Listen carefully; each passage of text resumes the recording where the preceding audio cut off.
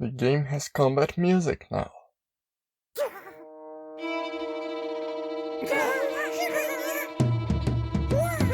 And it stops when you kill everyone.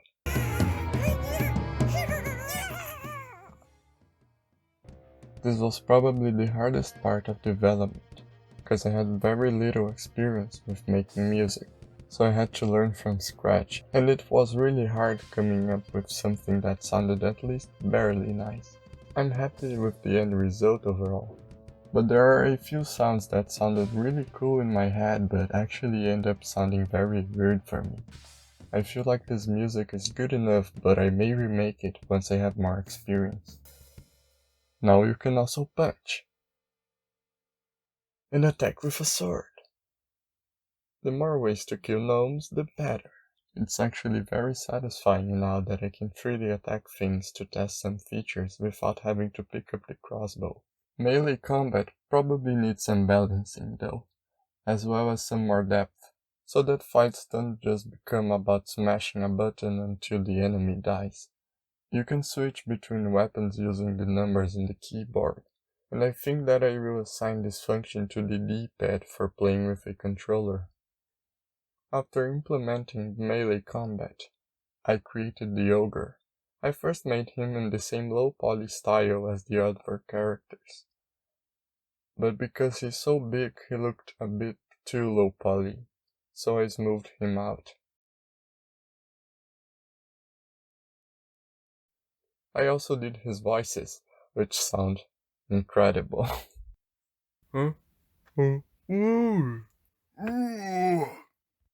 When trying to make the ogre fully functional inside the engine, I started having a problem that made all the menus flicker, essentially making it almost impossible to do anything.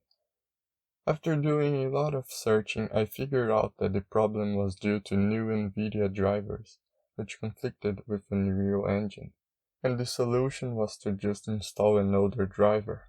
But initially I thought that it was a bug in the engine that would be patched out or something, so I spent a week or so just working with Blender doing the assets for the game.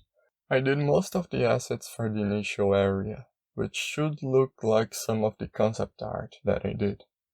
I made variations to the cave tiles to make them more natural and easy to work with, created some ruin clutter and decorations, and some things used by the gnomes, to match with the low poly aesthetic, and to reduce the amount of work.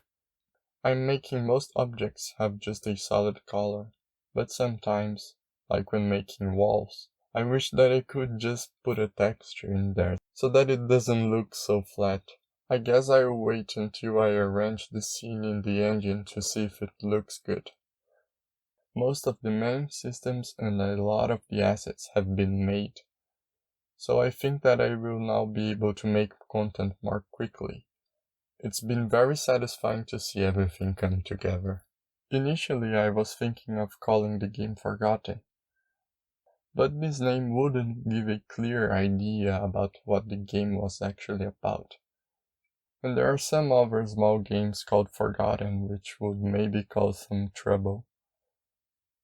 Now I think that I will call it Ruins of Etasia, which indicates the nature of the game a little better, and I'm pretty sure that there isn't any other game with that name, but it's probably too soon to think about that as well.